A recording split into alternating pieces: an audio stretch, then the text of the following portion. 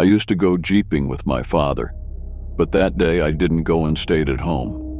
We didn't live in that small town, but in the northern capital, 25 miles away. In the afternoon, my father called and asked me to take my mother to meet him. They were going to do some hiking in the evening, and were going to sleep in a campsite there. I spoke to my mother, we got ready and went to meet him. That road is very winding, through closed forest and very cold. It's a great and pleasant option for those who like walking in the middle of nature. When we got there, we went to a lake where other hikers gathered to fish and chat. We decided to stay there for a while before I took the road back. The people there were very friendly and outgoing, which put everyone at ease, including me, who soon sat down on one of the many benches with tables. And next to me sat 7 older men chatting about something that caught my attention. I'm not one for listening to other people's conversations, but they were talking so loudly, perhaps because of the beers, that it was impossible not to hear them within a radius of 100 meters. I got as close as I could until one of them turned to me and said, "Boy, if you want to listen, sit down next to me and I'll tell you this story." Without thinking twice, I sat down in the middle of them. He took another sip of his beer and told it. Over 30 years ago, a 19-year-old girl simply evaporated from the face of the earth.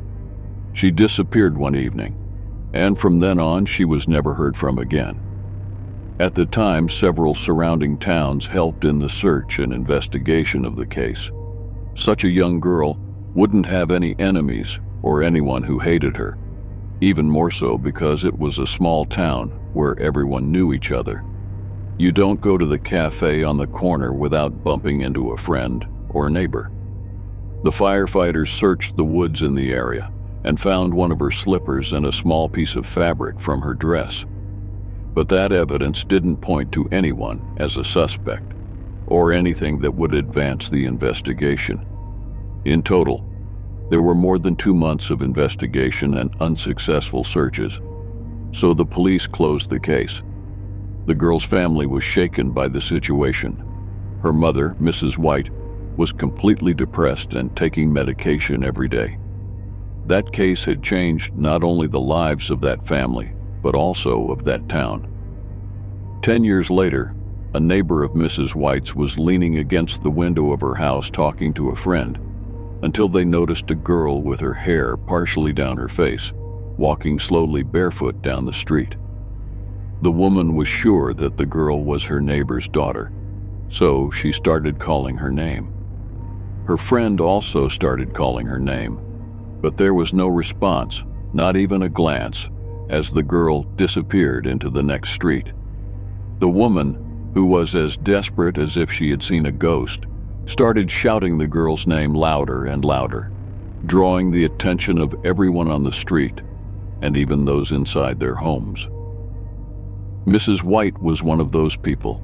She questioned her neighbor, and when she received the news of her daughter's possible reappearance, she burst into tears.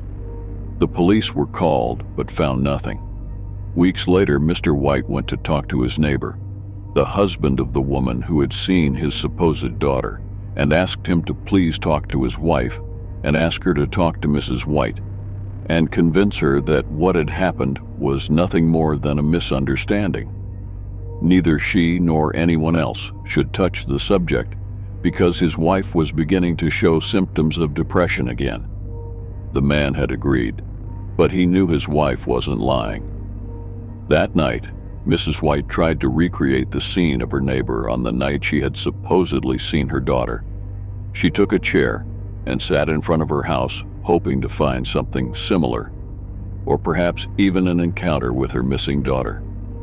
After hours of sitting there, Mrs. White spotted a girl far away with her hair partially down her face and barefoot, walking slowly in the middle of the street, without caring about anything around her. Desperate, the woman was sure that this girl was her daughter and started shouting her name, but this time she got up from her chair and ran after her as fast as she could. The girl started walking faster as she approached the next street, where she turned the corner. Almost at the same moment, Mrs. White came around the corner to see that the girl had vanished like smoke. The White family decided to move after that night, and they came here, to the northern capital. As soon as he'd finished telling the whole story, the man took another sip of his beer and said, "They're just legends, things you hear out there."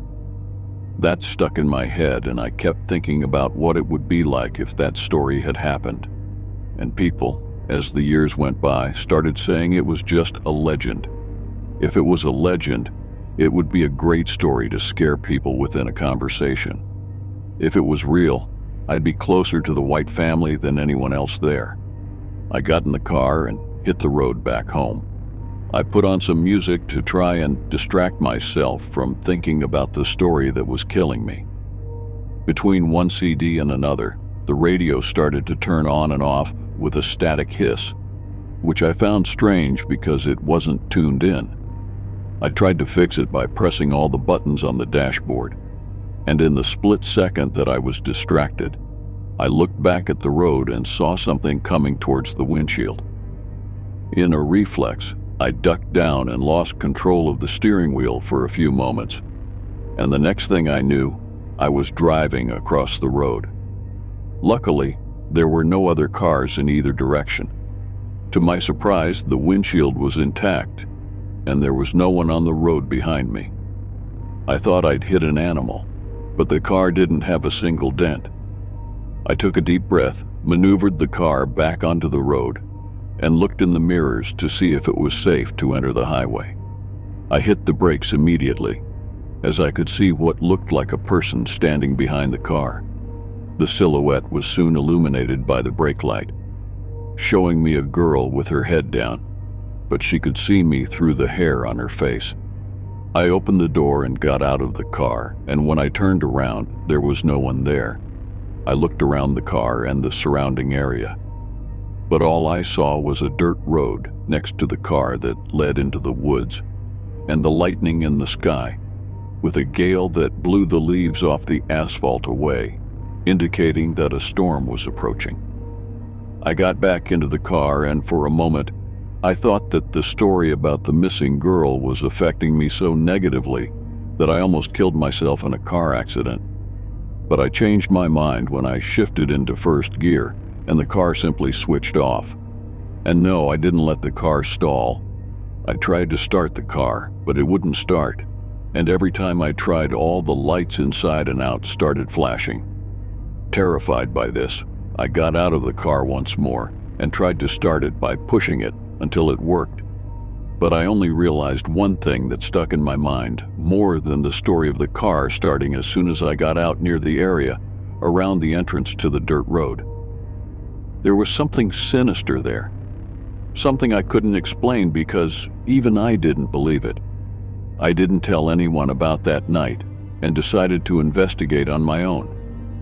A few months of research later, I discovered that the dirt road led to the home of the White family, the same family from the legend that the old man had told me. The legend was true, but I still had a lot to investigate because I know I was never the same after the day I came back from that lake, and my mind is restless in search of answers. I'm sure that the girl I saw on the side of the road was Mr. and Mrs. White's daughter. If you like horror stories or supernatural tales, subscribe to the channel and turn on notifications to receive many more throughout the week. See you in the next video, or not.